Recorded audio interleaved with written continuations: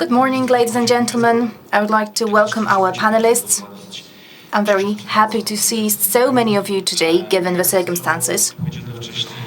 As we have heard, we are going to talk about innovation on more, let's say, universal level, on the level of systemic and political solutions.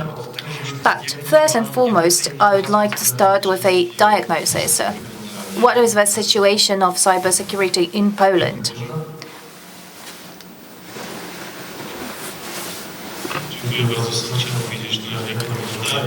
That's a very good question. I would be very happy to know. When it comes to the availability of good solutions, it's getting better and better. We have many effective solutions being developed in Poland. We don't have to import those solutions. But the question is always about implementation. Do we have the right procedures to do it? On the one hand, we have the Act on Cybersecurity that requires us to implement all possible measures to prevent attacks and to protect ourselves. On the other hand,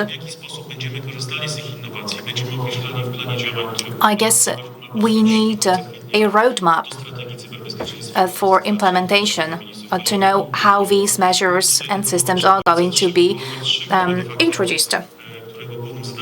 And the aim of a strategy number 3 is to increase our capabilities, national capabilities, when it comes to cybersecurity. These capabilities have been built by our research programs. Some of those problems have been just mentioned. For example, this anti-DDoS protection system, or additional tools to analyze all kinds of anomalies in the network. So I would say that we have the components, but we need a roadmap. We need a plan showing who needs to do, when, and who's going to pay for that. I'm very happy that one of the aims that were mentioned in the strategy is building the private-public partnership. This is one of the ways to introduce and support new technologies in the area of cybersecurity. You mentioned the right infrastructure, the right structures, you mentioned financing. One of the elements of this puzzle is the National R&D Center. So my question is, what kind of financing does NCBIR have? Thank you very much. I wouldn't like it to sound badly, but I'm not sure whether Director Kamiński is here with us, the director of NCBR, so National R&D Center. I would say that we have ample financing for innovation. What was mentioned today was very specific programs and projects. But there are many ways to apply for funding. We have so-called short path to apply for financing when it comes to cybersecurity programs. We have problems when we have to classify different programs, because those programs are very often horizontal.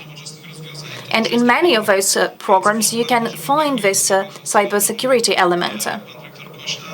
I guess that cybersecurity should be seen in a broader context. In a nutshell, when it comes to financing, this is not the major problem. What we really need is good ideas and good solutions. We have seen some of those really good and working solutions today. But I guess we need one more thing. We need a broader perspective and increased awareness on cybersecurity. Because cybersecurity is not only about big institutions. And as always, the human being is the weakest link in any kind of security assurance system. So this is a human being, a person who does something, let's say, silly, who is the biggest risk. And one important thing that you mentioned, the demand for ideas. Ideas that should be created by the academia. And so I have a question to Mariusz Żurawski from the Warsaw University of Technology. How are we doing on this creativity and idea creation? I would say that our teams are very good. Our staff is very good. As Ms. Niewiadomska-Szonkiewicz mentioned, many universities open new majors in technology, in cybersecurity.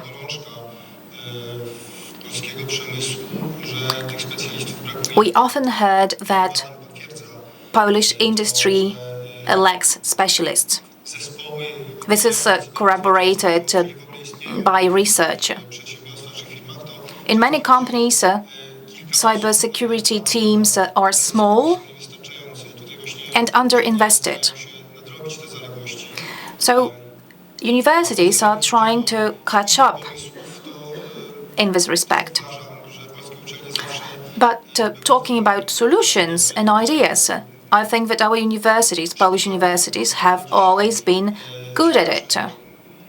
And I guess that those examples of technical solutions that were described today just testify to it. Industry 4.0, IoT, this is the future ahead of us. And this opens a great area for research for the Polish universities. So I would say that our future looks bright and optimistic when it comes to interesting challenges. Mr. Kośla said that the cooperation between the private and the public entities is very important. So a question to Mr. Jacek Czech from Thales. What's the importance of cooperation? So Thales is a listed company, but it is owned by the French government. So this is not strictly speaking a private company. Ladies and gentlemen, talking back to the words of other panelists, the representative of NCBR mentioned projects that were developed. I would say that those projects become more and more realistic, and we can see that NCBR has a strategy for implementation. And the change we have seen is that businesses are applying for financing. Businesses with cooperation, in cooperation with universities, want to carry out those technological projects, and this is a very good sign because businesses can implement those innovations. And I'm very happy that there is this, let's say, shortcut, this fast track for financing. In our structures at Thales, we have created new teams that deal with EU financing.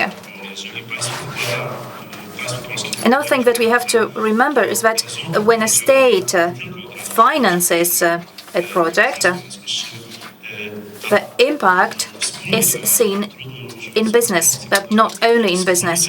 So this cooperation, because I wouldn't call it state aid, is mutually beneficial. And just like Mr. Rawski said, all this wouldn't be possible without the support of our universities. We are very happy that the universities of technology open specializations in cybersecurity, and they train specialists. I'm very happy that we have those skills available. So from my point of view, as a representative of Thales Poland, I can tell that we don't have to get our specialists from abroad. More and more often, we have Polish specialists who live here, who are educated here, and who are going to stay here. So today, I guess that majors in cybersecurity are here to stay, and we are not talking only about postgraduate programs.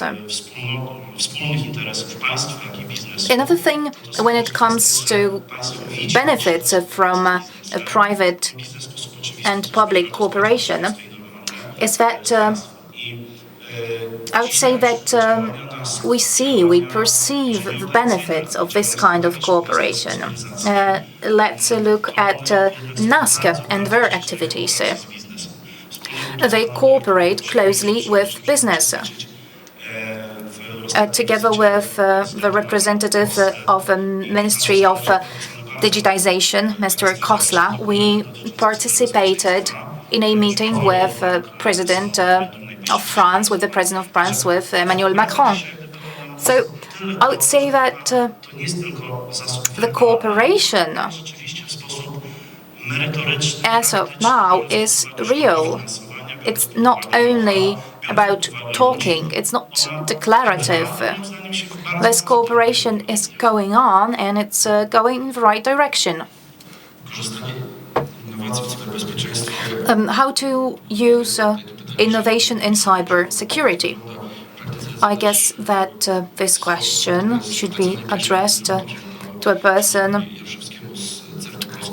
who deals with it on a daily basis. So a question to Przemek Jaroszewski from CERT Poland. So what's the role of innovation in your everyday work? CERT Poland is a particular case because we are based in a research institute. So we have a good environment for innovation.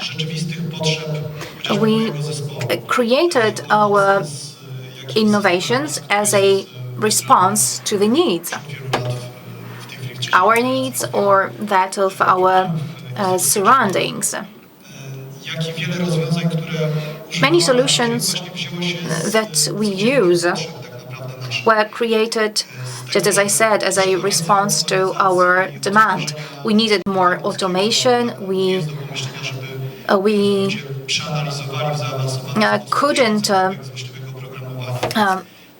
couldn't do everything on our own. We had to automatize some of the processes. We didn't have enough manpower, so we had to come up with solutions, technical solutions. I wouldn't be myself if I didn't talk about challenges. I would say that we lack some kind of overreaching strategy. So we would like to know what we want to achieve at the end of the day. Because some of the solutions and innovations stay at NASC, but we need answers to all those questions that are important on the national level. How to get the right people, how to create cybersecurity systems. So, answering the first question that was asked, what is the bigger picture when it comes to cybersecurity in Poland? I would say we don't know. I would like to know. Thank you very much for your answers. And now I would like you to tell me what is not working when it comes to the business environment, to the legal environment around cybersecurity in Poland. I agree with Przemek when it comes to what has to be done. Just as I said, we need a roadmap because we have some strategic directions. We know where to go, and now we need to know what's going to be done, and who's going to do it, and who's going to pay for it. So we need details. And here I encourage you to cooperate with the Ministry of Digitization in the creation of this roadmap. We have many ideas, but putting those ideas into practice, implementing them as a part of a program, this is not that easy. So our activities were assessed in a way as incoherent by external auditor. But I think that we have everything that we need. We have human resources, maybe not adequate, but I guess that this is the case in every country. We always hear that national administrations and international companies have problems attracting and retaining human resources. So we know what we want to achieve. We have staff, but we need goals and we need indicators. It's not enough to have a roadmap. If we want to be effective, we need to know how to monitor our activities. So the national auditors body in their report emphasize it. We need indicators. We need to be able to measure our effectiveness. It can't really be about the number of projects that we carry out. We want our prevention and protection efforts to be more effective. We have the legal framework, we have people, and then we have to act. Additionally, we are still working on amending the legal framework on the national level. This kind of discussion is going on almost in all of European countries as the directive on the security of networks and information systems is going to be reviewed this year. And one of the problems identified with the directive is, once again, lack of strategy, incoherent, isolated actions. We have the ideas, we have resources, so now we just need better regulation and better cooperation, including cooperation with the army, because we cannot forget about the importance of the works on cybersecurity in the Ministry of Defense. Of course, the scale and the specificity is different in the defense area. But building sound cooperation between companies, administration, between local administration is what we need to achieve. You may have advanced solutions, but if you don't have users, if you don't have partners, if you don't have people in the field using those solutions, it won't work. I'd like to speak to what I just heard. Sitting here on the side, I might add something that is missing, because as a reference point to me that might be slightly ambitious here, examining how it works. A good point of reference to me is Israel, because in this country we've seen the system for cybersecurity developing over the past dozen years or so, and this system has become very effective. So we can see that it really starts out in kindergarten, all the way across primary school education to higher universities. The talents are extracted at a very early age. And many people that get out of the so-called 8000 unit launch their startups that turn into million-dollar companies that become global. Why is that? Because the Israeli government facilitates their activities, offering many conducive circumstances. Now, what is the difference between them and us? We have the people, we have the talents. Well, you can always say that we don't have enough funding, but I think the Polish Ministry of Defense does have the right funding. So we have the willpower, we have the resources. So what is the difference? It was 10 years ago when the Israeli government put cybersecurity at the forefront of its priority list.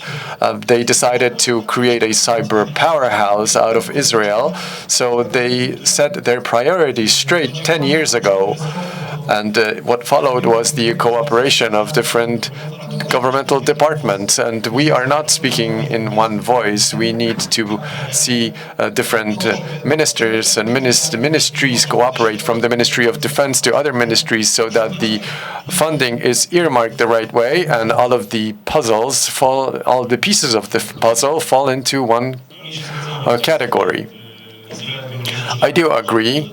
Israel actually had 10 years to get to that state, and we are at the very beginning, but we have them as an example to follow, although the scale is a little different between Israel and Poland. We are in the comfortable situation to have the right launching point. We have a common understanding on the side of the authorities. The government understands cybersecurity issues, but there are other fields of focus that they have to look at. But cybersecurity actually tops the list, and the decision on the Council of Ministers when it comes to the strategic activities is right. We are going to be looking at many changes taking place. So we want to see all of those decisions to be translated into the right legislative actions.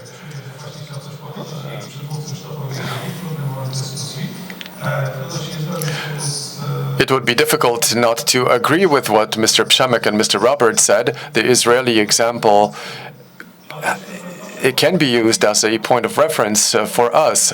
But what is still missing in various discussions that we did carry out in conferences when we talk about Internet of Things, 5G, Green Europe, and so forth, which are, by the way, very important. We are now working on 6G. But what is still missing is that cybersecurity, in the narration that we hear, has fallen a step lower, and that's not a good thing. I think it would do better for us to remember, including everybody who is in this field, all the specialists, to try to evangelize in this aspect.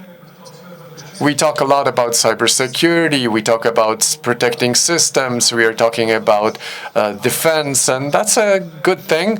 But I'd like to note that the crisis that we have now, the coronavirus crisis, has indicated another aspect of cybersecurity. Fake news is deep news, and fake news can become part of the so-called hybrid war. If we don't talk about that, we might not be ready for an attack that might come from an unknown source, that might be anonymous, is something that we might have to face in the future. So we have to first start by changing the understanding of what the hybrid warfare is among the Polish population. It is a danger that we have to talk about. Przemek said already that we need to educate everybody in these matters from kindergarten up. If we only talk about the technical side, the technicalities, we are going to experience problems. The technical side is important, but it's insufficient.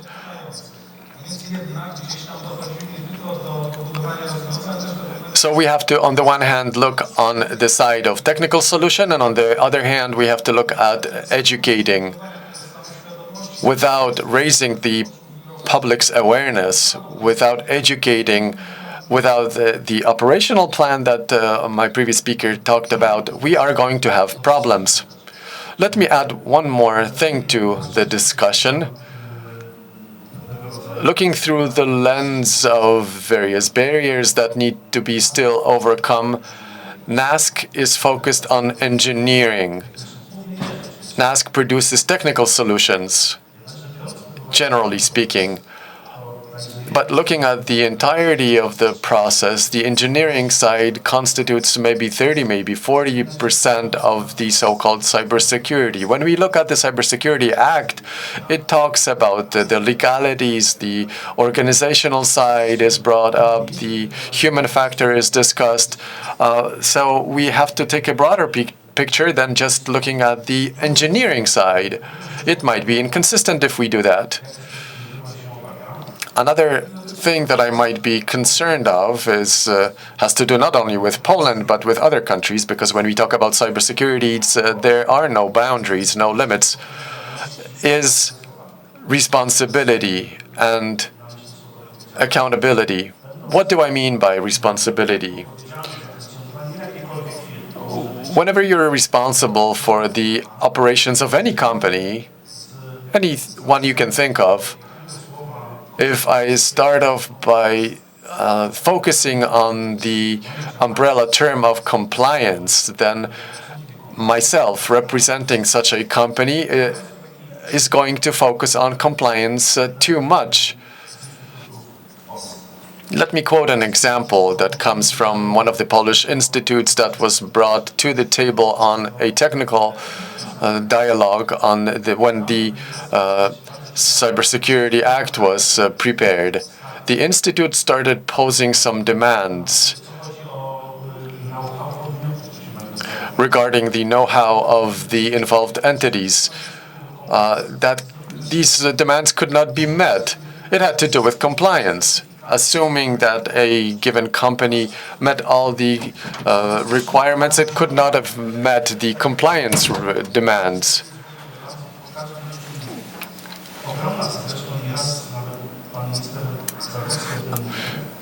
Minister Zagorski talked about the issue of the awareness of the recipient, not necessarily the end user having their computer at home being attacked, but I'm talking about the awareness of a member of the board of a given company on cybersecurity.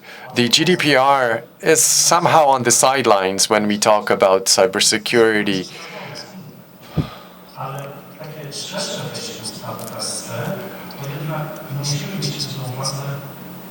We have to understand what the Act is covering. It also includes the level of perception on the side of the population. It doesn't only include Poland. I'm talking about a bigger scale than this country. We need to raise the public awareness because it is not high enough yet. Mario Szarowski from the Warsaw School of Technology. I do concur with what my previous speaker said. Apart from the technological side, you have to look at the broader field, examine the entire spectrum. We need to be mindful of the fact that there is no such thing as cybersecurity. We can only talk about the level of being secure in cyberspace. We are always going to be trying to catch up with those who are working on the new mechanisms of threats.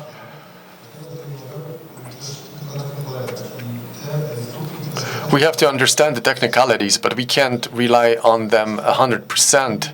Because there are other aspects that we have to factor in.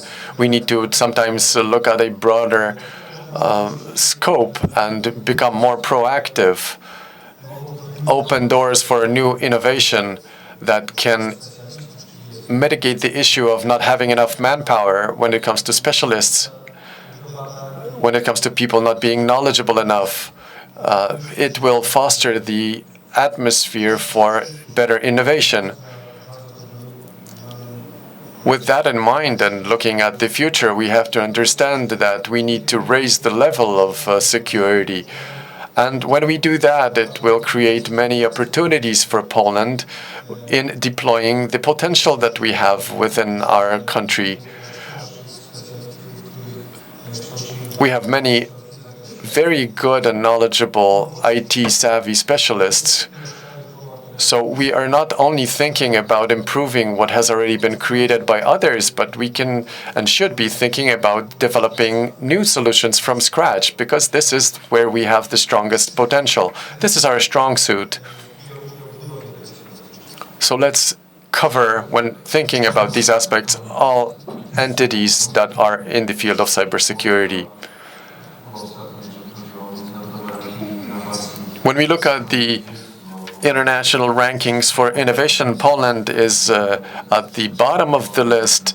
Its position has fallen dramatically when you look at the Bloomberg Index for Innovation, for example. So my question is, can the innovation in cybersecurity be the driving force for innovation in general? And what should be done to facilitate this happening?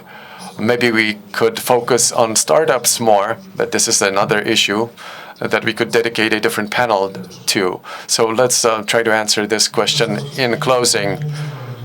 Thank you so much. I don't know how this index was calculated. I don't know the methodology behind it, but when it comes to our innovations having enough recognition, the recognition will be bigger when they are implemented. So again, to make reference to the Israeli solutions, they are implemented regardless of their rank, starting from simple startup solutions to those used and deployed by the Israeli army or the Ministry of Defense. If we follow suit, if we deploy solutions that we have already created that are recognized on the European scale, I'm talking about the Horizon project or the system of sensors, things are going to get better. When we deploy these systems, we will be perceived as the regional leader in cybersecurity. We have many positive examples showing that we can take initiative. We have seen the Visegrad group looking at what we have produced, and the Tri-City conference also was a place where our solutions were presented. Poland in those conferences was the only state that made a comprehensive solution for creating a secure system that can close all vulnerabilities. Poland was the initiator of the Joint Action Plan, and we have a big opportunity to become the local leader in the field of security. So we need to partner up with the National Center for Research and Result, for local businesses, with the academia. We need to have more transfer between science and the field of operations. I know that Cybersecurity is an example of that. By the way, this program has been expanded. The disinformation source detection was added to the table. We will have a Thursday section dedicated to that. So Poland has a lot of know-how, and machine learning is being implemented in that regard. The correlation of information is also at the table. We need to continue our operations. We need to keep talking with the content deliverers like Facebook or Twitter. Poland is the only country in the world that has the Facebook user contact point. Recently, I talked to my Facebook colleagues, and I learned that we are going to get another channel for reporting on improper content and to verify that content. We also had conversations with Twitter, and you probably noticed that there are many activities taken up at the European level for the protection of democratic processes. So maybe we are an outsider still, but we have a lot of potential, and our position and footfall is quite strong.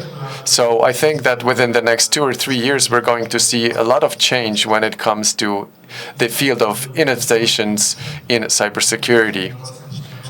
Speaking about innovations, I wanted to say the following. I do not agree. I completely disagree with the statistics that place Poland at the bottom or next to the last place on the list.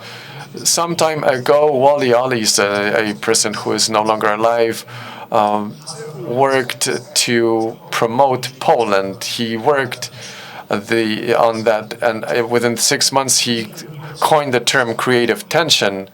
For political reasons, this concept was not implemented, but with reference to that, I can say that we know that we are very creative as a country and as citizens. Our companies are very creative, but they are hitting barriers. I'm not talking about Thales or the academia that get public funding. Let's look at the level of a private-owned company. This company is not going to want to be too innovative because the fiscal measures are going to bring it to its knees. So it's not that Polish businesses do not invest in innovation, because otherwise they wouldn't stay on the market, but they don't show that information.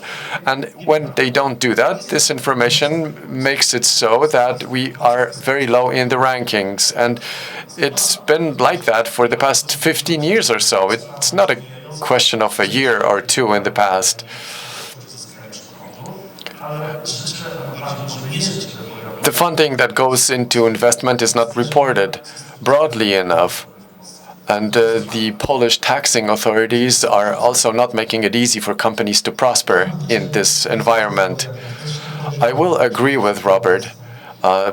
I don't know why we agree so much today. It's kind of suspect. But in the context of your question as to what could be beneficial to the Polish business, what have I seen in NASK over the past couple of years? And by the way, I'd like to say that NASK is not just engineering. NASK also touches on policy making and the various social matters. We are only talking about technicalities here in this panel. What I think is still lacking is we have software for malware analysis that has been very well received, but only between different CERT entities. Other researchers know what we're talking about, but to transfer that into the scope of the Polish Innovative Project, we don't have enough marketing. It's like Robert said, we can do some lobbying on the authorities. We can show that we have some solutions that could be expanded country to country. NASK cannot handle huge projects and let alone small businesses. Promotion, like Przemek said, this kind of active marketing is a must. I think that we also need to have courage, but we do have a lot of it at National Center for Research and Development. We need to be able to cooperate with startups in that regard. I don't think we're going to run out of courage with investing in good projects if they are actually good. But we need the courage in different disciplines of activities, and I think that's how I would conclude this statement. Dariusz Żurawski from the Warsaw School of Technology. A final statement. I think one thing stems from our discussion. We have gleaned a lot of interesting aspects regarding to the overall picture. Cybersecurity is and will be the driving force behind Polish innovation, as long as everything that we have talked about, namely the cooperation between the public sector and business, between the academia and business, is continued. I do agree that we need to promote better. We need to implement the solutions that are very good at the consumer.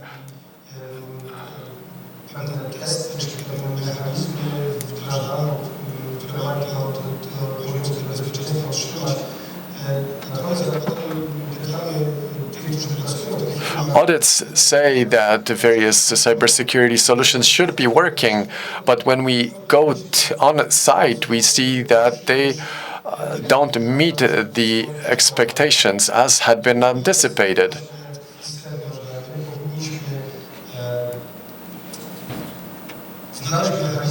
So the bottom line is, we need to find ways to implement the academia created solutions in the field of business.